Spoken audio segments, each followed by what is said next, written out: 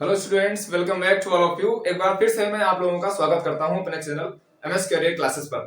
तो आज हम लोग पढ़ने वाले हैं मैथ में मेंसुरेशन के बारे में, जो हम लोग बेसिक से पढ़ेंगे, एडवांस लेवल तक जाएंगे। तो सबसे पहले बेसिक से शुरू करते हैं। मेंसुरेशन होता क्या है, उसको किस तरह से हम लोग आसान भाषा में समझ सकते हैं। तो आप लोग लिख लीजिए मेंसुरेशन।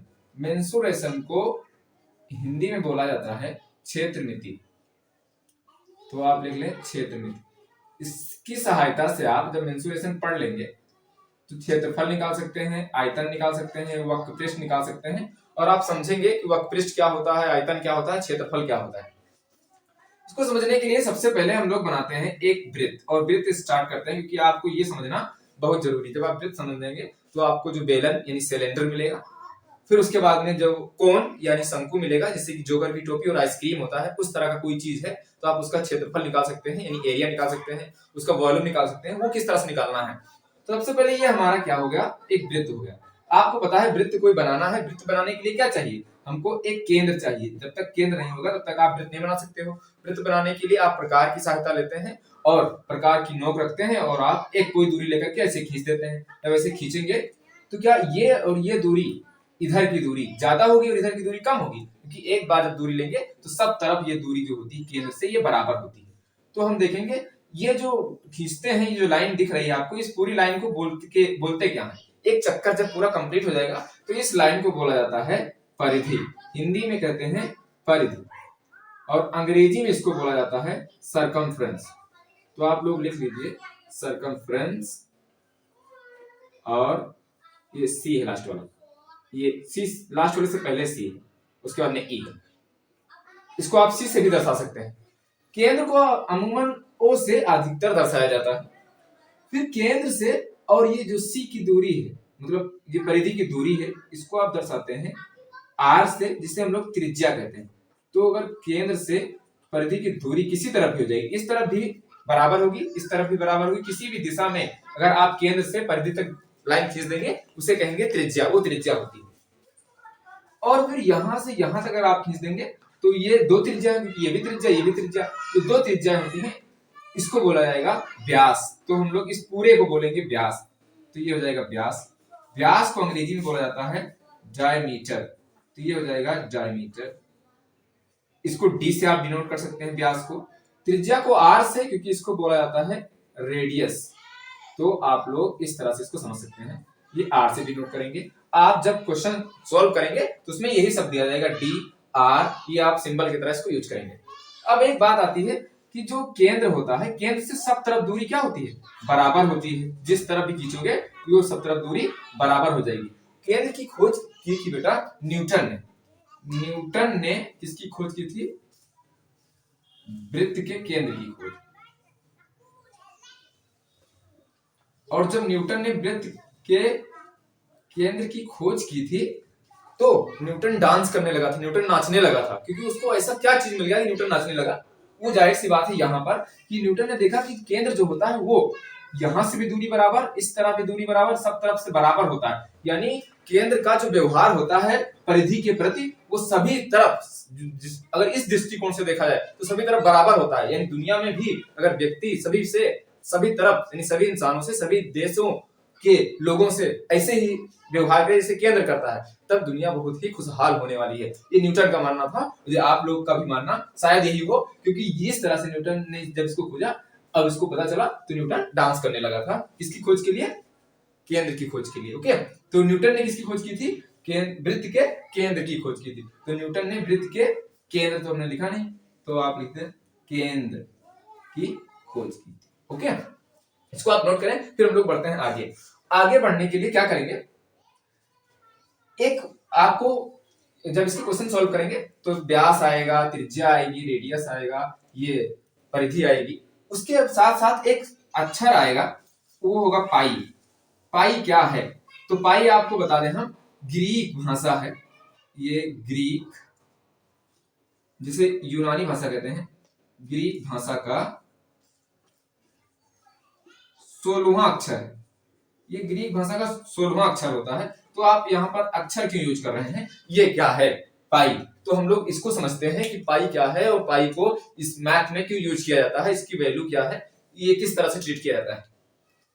अब आप कोई वृत्त बनाए, जैसे मान लो ये वृत्त बना दिया इतना बड़ा, ठीक, और फिर गणितज्ञों ने देखा कि एक वृत्त लिया इतना बड़ा, और फिर ये जो पूरा व्यास है, ये पूरा हो गया व्यास। आपको पता है केंद्र से होकर के कोई रेखा जाती है इस परिधि से इस परिधि तक, तो वो व्यास होता है। व्यास को दर्शाते हैं डी से। और ये पूरी जो रेखा आपको दिखाई दे गोल गोल एक चक्कर, उसे परिधि कहते हैं। तो देखा कि ये वृत्त में परिधि लिया और परिधि को व्यास से भाग दे दिया, मतलब व्यास लिख दिया गया, तो इससे एक मान प्राप्त होता है। जो मान यहां पर मान लो हमको कोई मान मिला, अभी मान नहीं जाते, फिर ये छोटा है, उसके बाद में बड़ा कोई त्रिभुज, एक त्रिभुज नहीं वृत्त लिया, और जब बड़ा वृत्त लिया तो इसका भी क्या किया, ये परिधि ली और परिधि को भाग दे दिया, इससे इसके व्यास से। तब भी देखा कि जो मान इसका आया था भाग देने पर, वही मान इसका आया है। तो आप कोई भी वृत्त लेंगे और उस वृत्त को परिधि से भाग दे देंगे, और कोई परिधि लेंगे उसके व्यास से, व्यास से भाग दे देंगे, तो क्या आ जाएगा, एक मान आता है। आप छोटा वृत्त लें, बड़ा लें या और बड़ा लें, सभी का मान बराबर आता है। उस मान को बोला गया कि लगभग वो आता है 3.14 के बराबर। ये जो मान आया 3.14 के बराबर आया, और इसी को जब सबका बराबर आ रहा था तो एक सुविधा के लिए एक अक्षर के रूप में, एक प्रतीक के रूप में इसे पाई माना गया। तो पाई जो होता है 3.14 के पास होता है। अब पाई का जो सबसे पहले मान है, सर्वप्रथम पाई का मान भारतीय वैज्ञानिक है आर्यभट्ट। आर्यभट्ट ने किसका मान, पाई का सर्वप्रथम मान, आप लिख लें आर्यभट्ट ने पाई का सर्वप्रथम मान दिया था निकटतम 4 स्थानों तक, वो होता है 3.1416। इसके बाद में इसके कंप्यूटर की सहायता से बहुत सारे हैं, लाखों पॉइंट के बाद में लाखों जो इसके पॉइंट्स हैं वो मिलेंगे आपको, लेकिन जो उस समय था वो इसके किसके द्वारा, आर्यभट्ट के द्वारा सबसे पहले ये मान दिया गया था। जो आर्यभट्ट क्या है, भारतीय गणितज्ञ। तो आपको पाई समझ में आया कि पाई किसी भी परिधि को व्यास से भाग दे करके एक प्राप्त हुई संख्या है, और पाई जो है एक अपरिमेय संख्या है। तो आपसे पूछा जा सकता है, अधिकतर विकल्प में पूछा जाता है कि पाई क्या है, तो पाई जो होती है अपरिमेय संख्या होती है। परिमेय और अपरिमेय संख्या क्या होती है, हम इस पर वीडियो अलग से बनाएंगे, तो आप इसका टेंशन ना लें। फिलहाल इतना याद रखें कि पाई जो है वो अपरिमेय संख्या होती है। और ये जो मान है 3.14, ये बराबर होता है किसके, 22/7 के, लगभग 22/7 के बराबर है। और फिर ये इसीलिए पाई का मान यूज किया जाता है 22/7। तो आप पाई बराबर 22/7 लिख सकते हैं। कभी कभी पाई का मान 3.14 ये आ सकता है, तो आप इसको नोट करें। फिर हम लोग बढ़ते हैं थोड़ा सा आगे और देखते हैं नेक्स्ट जो कॉन्सेप्ट है। पहले कॉन्सेप्ट समझ लेंगे, पहले ये सब क्या है, तब हम लोग इससे क्वेश्चन करेंगे आसानी से। तो ये आप लोग नोट कर लें, और फिर हम लोग परिधि किस तरह से निकालेंगे उसकी ओर बढ़ते हैं। ये बिठा दें हम।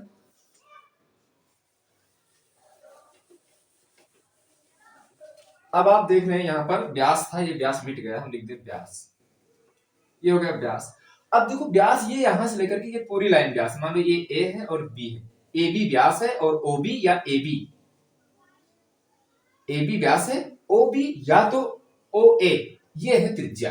अब ओ बी और ओ ए दो मिलाई गई, ये दोनों बराबर हैं, यानी दो त्रिज्याएं, ये भी त्रिज्या है और इधर की ये भी त्रिज्या, इतनी। तो दो त्रिज्याएं मिला दोगे, ये त्रिज्या ये त्रिज्या, तो एक व्यास होगा, यानी डी बराबर होता है 2r। अगर आपको r निकालना है तो d को 2 से भाग देना पड़ेगा, यानी जो त्रिज्या होती है वो व्यास की क्या होती है, आधी होती है। तो व्यास का आधा कर दोगे तो आपको त्रिज्या मिलेगी, यानी r बराबर निकालना है d/2। तो आप इन कॉन्सेप्ट को याद रखना है। विकल्प में ऐसे पूछा जा सकता है कि ये सही है कि ये सही है, तो दोनों सही हैं, आप इस तरह से याद कर लेंगे। ठीक, तो व्यास जो है वो 2 बार त्रिज्या के बराबर होता है, जैसा कि यहाँ पर लिखा हुआ। परिधि जो होती है ये क्या होती है सॉरी, तो परिधि बराबर होता है 2πr। ये 2πr क्या है, ये परिधि का सूत्र है, आप लोग इसको भी याद रखेंगे। ओके, जो परिधि हो जाएगी 2πr, ये आपको याद रखना है क्योंकि ये बहुत इंपॉर्टेंट है। सारे बेसिक जो क्वेश्चन है वो इन्हीं से लगने वाले हैं। इन चीजों को आप याद कर लेंगे फिर आसानी होगी। कभी कभी परिधि दे दिया जाता है और फिर तब क्षेत्रफल पूछा जाता है या फिर और कुछ पूछा जाता है, तो आप यहाँ से त्रिज्या निकालनी पड़ती है और तब त्रिज्या का मान रखना पड़ेगा, क्योंकि त्रिज्या तब दी नहीं जाएगी। तो आप ये याद रखें और ये याद रखें। उसके बाद में वृत्त का क्षेत्रफल क्या होता है, क्योंकि आप जब इसके बारे में भी पढ़ने वाले हैं बेलन, तो मान लो ऐसे बेलन बनाया गया, ये बन गया बेलन, और ये बनेगा, ये बन जाएगा और ये बन जाएगा। तो ये ऊपर वाला एरिया होता है बेलन, जिसे आप लकड़ी का कोई लट्ठा देखेंगे तो उसका ऊपर का एरिया गोल गोल होता है, इस तरह का होता है। तो उसका अगर सरफेस एरिया निकालना है तो आप इसी जो सर्किल दिया गया है, सर्किल का सरफेस एरिया निकालेंगे, उसी के बराबर होगा। तो आपको निकालना है किसका surface area, surface area of, या फिर एरिया ऑफ सर्किल लिख सकते हैं। सरफेस एरिया इसमें आएगा क्योंकि इसका सरफेस होगा, और आप इसमें सिर्फ एरिया ऑफ सर्किल ही लिखें, एरिया ऑफ सर्कल। तो एरिया ऑफ सर्कल यानी वृत्त का क्षेत्रफल, यहां आप लिख देंगे वृत्त का क्षेत्रफल, ये हो जाएगा पाई आर स्क्वायर, या पाई आर स्क्वायर, यानी आर त्रिज्या है, पाई है, त्रिज्या को आप स्क्वायर कर देंगे, 2 बार गुणा कर देंगे और पाई से फिर गुणा कर देंगे, फिर आपको क्या निकल आएगा, वृत्त का क्षेत्रफल निकल के सामने आ जाएगा। अब इतना आप लोग नोट करें, फिर हम लोग आगे कॉन्सेप्ट पे पढ़ते हैं कि जो ये बेसिक हम पढ़े हैं ये कहाँ कहाँ अप्लाई होते हैं उसको पढ़ेंगे, ठीक। तो आप लोग नोट करें इसको।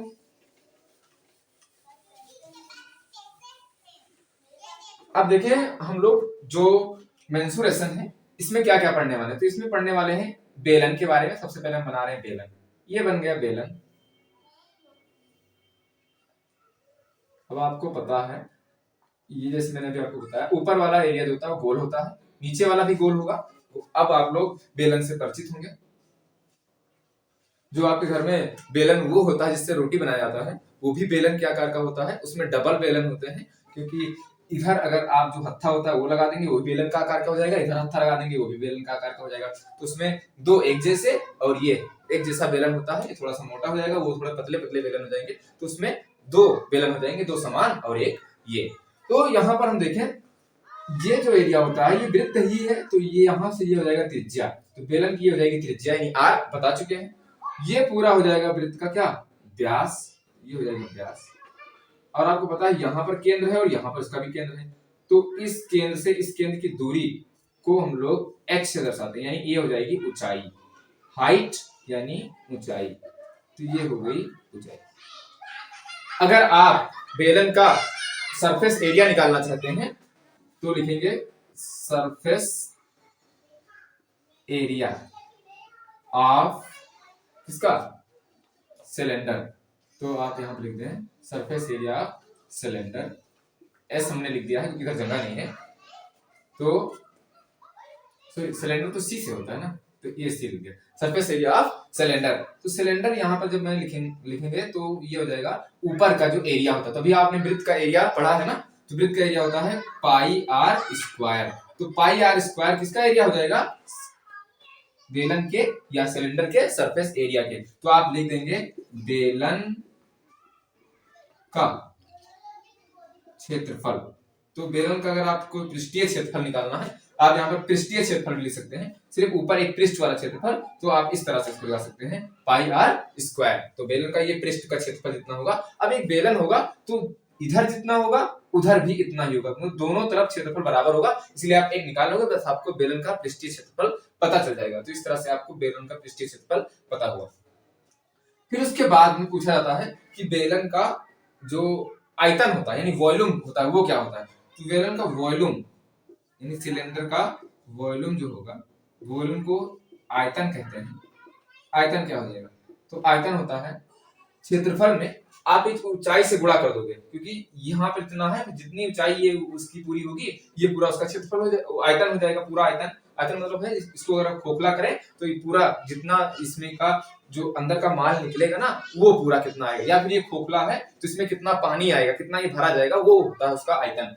तो ये पूरा आयतन है कितना, पाई आर स्क्वायर होता है। ये सिर्फ h से आपको गुणा करना है, तो पाई आर स्क्वायर h, ये हो जाएगा क्या, बेलन का आयतन। तो आपको ये याद रखना है बेलन का आयतन यानी वॉल्यूम होता है कितना, आप बेलन का यहाँ पर लिख लेंगे बेलन का आयतन पाई आर स्क्वायर h, और ये हो जाता है पाई आर स्क्वायर, ये ऊपर का एरिया हो जाएगा। ठीक, ऐसे ऐसे एरिया करके नीचे नीचे जैसे जैसे आओगे यहाँ पर भी उसको एरिया मिलेगा, तो जितनी ऊंचाई होगी उतने ज्यादा इसका वॉल्यूम बढ़ता जाएगा, तो ये इसका वॉल्यूम हो जाएगा।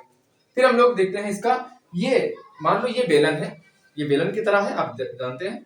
ये हो जाएगा इसका सरफेस एरिया, सरफेस एरिया हो जाएगा। और ये पूरा इसमें जितना है, जितना इसका वजन होगा, वो पूरा जितना इसमें का मटेरियल पदार्थ निकलेगा वो पूरा हो जाएगा वॉल्यूम। अब ये जो ऊपर का पृष्ठ है, ये वाला सिर्फ पृष्ठ जो हम जिस पर आप जिसको आप छू सकते हो बाहर से, ये छू सकते हो, और ये इधर वाला छू सकते हो, ये पूरा कर्व्ड सरफेस एरिया कहलाता है। कर्व्ड क्यों? क्योंकि मुड़ा हुआ वक्र पृष्ठ है। वक्र मतलब होता है मुड़ा हुआ। तो बेलन का वक्र पृष्ठ आप लिखें, बेलन का वक्र पृष्ठ, ये बेलन का वक्र पृष्ठ हो जाएगा कितना? 2 पाई आर एच। यहां पर बेलन का वक्र पृष्ठ हो जाएगा 2 पाई आर। अब ये 2 पाई आर कहां है? इससे पहले हम लोगों ने पढ़ा है परिधि जो होती है वो 2 पाई आर होती है। तो ये वाली एरिया जो है, ये जो घूमी हुई, ये हो जाएगी परिधि। तो ये हमने परिधि लिख ली।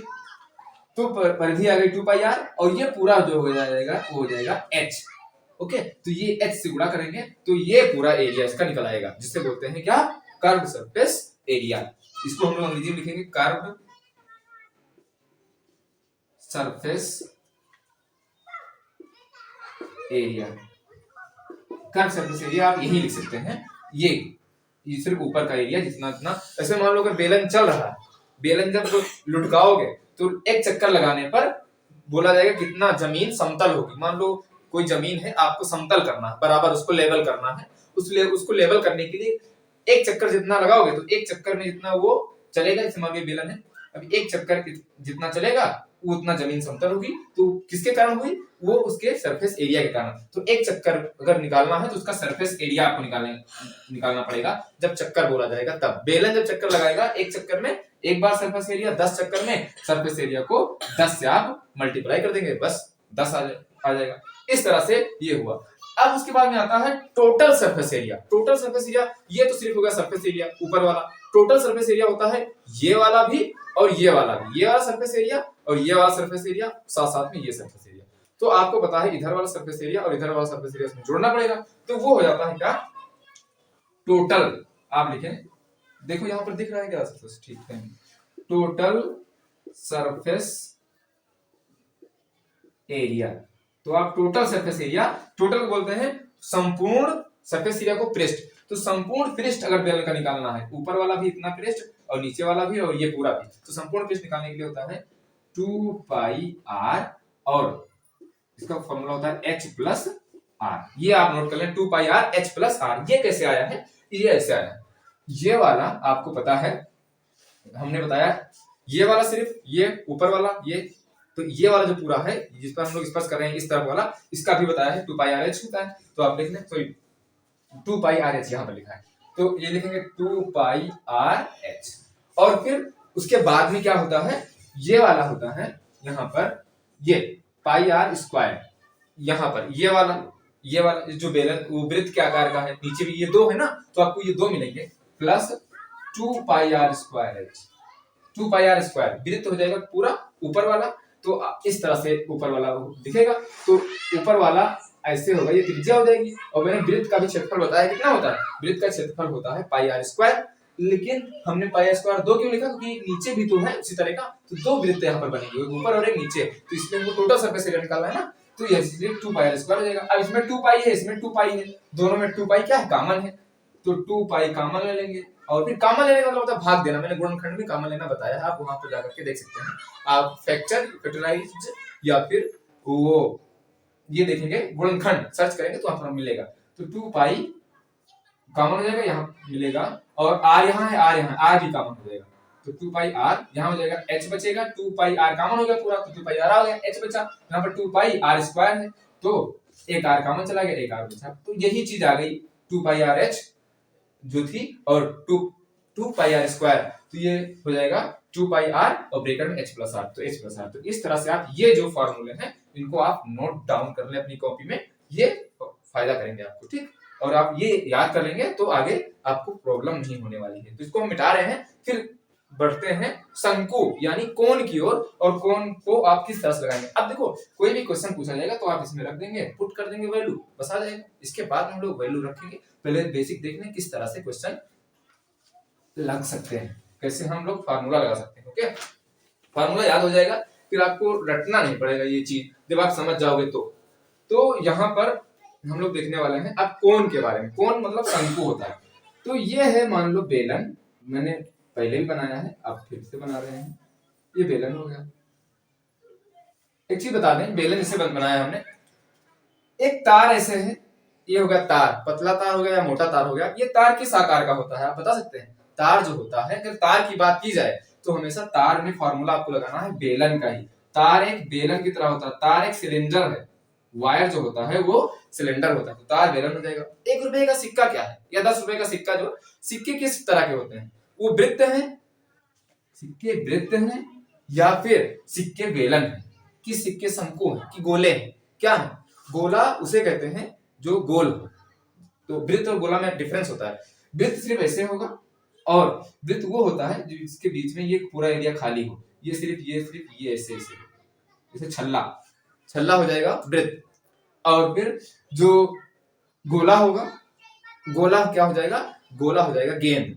और फिर उसके बाद में सिक्का, 1 रुपए का जो सिक्का होगा वो बेलन होगा। आप देखें, अगर एक सिक्का रखें फिर उसके बाद एक और सिक्का रखें, एक और सिक्का रखें, तब आपको समझ में आएगा कितना ऊंचा हो गया, और वो एक गोल गोल इस तरह से बन जाएगा पूरा। तो एक सिक्का, और सिक्का मतलब तमाम बेलन मिला करके रखे गए हैं तभी तो बेलन बना है। तो एक सिक्का जो है सिक्का बेलन होगा। तो ये मान लेते हैं सिक्का है, ये पूरा सिक्का है, ये एरिया इसका भरा होता है, और ये छल्ला नहीं सिक्का है। तो ये पूरा जब भरा है तो ये भी हो जाएगा बेलन। तो जब भी सिक्के की बात की जाएगी तो वहां पर बेलन का फॉर्मूला लगाओगे तभी सही होगा, नहीं तो सही नहीं होगा भैया। और बेलन तार की बात की जाएगी तब सही होगा। ठीक, ये हम समझाने के लिए बता रहे थे, ये बिठा रहे हैं। और फिर ये है बेलन, और इसका ये क्या है? व्यास है, ये है ऊंचाई हो जाएगी। और अगर हम इसमें शंकु बनाना चाहें तो शंकु इस तरह से बना सकते हैं, इसको मिला दो यहां से, इसको मिला दो यहां से। शंकु को बोला जाता है कोन। तो ये वाला जो इस तरह से बना है, इस तरह से बना है, ये हो गया कोन, ये हो जाएगी कोन में आर। और इस कोन को आप इसके ऊपर भी रख सकते हैं, कभी कभी डबल जब क्वेश्चन होगा तब एक बेलन के ऊपर कोन रख दिया जाएगा, आधे गोले के ऊपर कोन रखा जा सकता है। तो ये हो गया कोन, एक हो गई कोन की ऊंचाई h।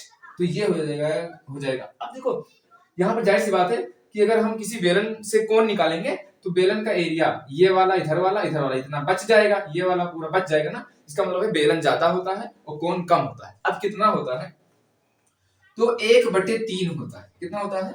बेलन का जो 1/3 भाग वो होता है शंकु। ओके, तो इसीलिए बेलन का, अभी आपने क्षेत्रफल क्या पढ़ा? क्षेत्रफल वो पढ़ा है पाई आर स्क्वायर, ये ऊपर वाला क्षेत्रफल पढ़ा। ठीक, नीचे वाला क्षेत्रफल निकालना तो ऐसे निकालेंगे। लेकिन आपने आयतन क्या पढ़ा है? अभी आयतन पढ़ा है बेलन का पाई आर स्क्वायर h। और अभी हमने बताया है कि जो शंकु होता है वो बेलन का 1/3 होता है। तो आप इसके आगे 1/3 लगा देंगे, तो 1/3 पाई आर स्क्वायर h। ये वॉल्यूम हो जाएगा। v मतलब वॉल्यूम मतलब होता है आयतन। लिख लो यहाँ पर आयतन हो जाएगा। किसका आयतन हो जाएगा? ये आयतन हो जाएगा शंकु का। तो आप लिखें शंकु का आयतन 1/3 पाई आर स्क्वायर h। क्यों? क्योंकि ये बेलन का, आप याद कर लेंगे बस, उसका 1/3 होता है, बस आगे 1/3 लगा देंगे, बस सिंपल है। अब इसका वक्रपृष्ठ निकालना है। वक्रपृष्ठ कैसे? मान लो कोई जोकर की टोपी है, इस तरह से, जो बर्थडे पार्टी वाली टोपी होती है वो ऐसे होती है। तो ये वाला एरिया तिरछा होता है और ये वाला एरिया इधर वाला भी तिरछा होता है। जब दो एरिया तिरछे हैं, ये वाले तो सब तरफ इसको आपको निकालना पड़ेगा। पूरा एरिया ऊपर वाला जो पूरा फ्लैट है, अगर आप उसको रंगना चाहो, ऊपर सादी टोपी लाए उसको रंगना चाहो, जितना पे आप रंग करोगे ना, कलर करोगे, वो वाला पूरा होता है उसका कर्व्ड सरफेस एरिया। तो कर्व्ड सरफेस एरिया क्या हो जाएगा? Curved surface area. आप इसको वक्र पृष्ठ भी कह सकते हैं। सी से कर्व्ड सरफेस एरिया यानी शंकु का वक्र पृष्ठ लिख लें आप। ये बराबर हो जाएगा पाई आर एल के। तो कर्व सरफेस एरिया होता है पाई आर एल। अब एल क्या आ गया? एल को बोलते हैं तिरछी ऊंचाई। ये तिरछी ऊंचाई, ये हाइट है, ये वाली हाइट तो सीधी सीधी है, लेकिन ये हाइट कैसा दिख रहा है आप? तिरछी है। तो ये आपको स्लाइड दिख रही है, तिरछी दिख रही है, तो इसीलिए इसको बोलते हैं तिरछी ऊंचाई। लिख लें तिरछी ऊंचाई। ये तिरछी ऊंचाई हो जाएगी एल। अब आप यहाँ पर देख रहे हैं, मैंने पाइथागोरस प्रमेय पढ़ाया है। यहाँ पर बन रहा है समकोण त्रिभुज, एक राइट एंगल ट्रायंगल बन रहा है। और आप लोग जानते हैं राइट एंगल ट्रायंगल में ये जो 90 डिग्री के सामने वाली साइड होती है, भुजा होती है, वो होती है कर्ण यानी हाइपोटेनियस। तो हाइपोटेनियस क्या है? एल है। तो एल का स्क्वायर बराबर होता है इन दोनों के स्क्वायर के ऐड के, सम के, जोड़ के बराबर होता है। तो आप लिखेंगे आर स्क्वायर और प्लस एच स्क्वायर, ये जोड़ लेंगे।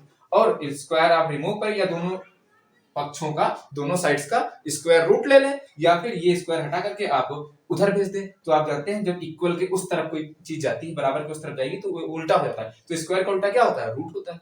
तो आप L इज इक्वल टू लिख सकते हैं। थोड़ा कम चल रहा है, इसमें दवा डालोगे, उधर रखी हुई आराम से डालो, हाँ, गिराना नहीं। और ये हो जाएगा r square plus h square, okay. और ये लग जाएगा स्क्वायर और रूट, ठीक। आप इस तरह से रूट लगा सकते हैं। और ये वैल्यू रख करके आप जोड़ेंगे, फिर वर्गमूल इसका निकाल देंगे। वर्गमूल तो आप पढ़े हैं, तो आराम से हो जाएगा, ओके।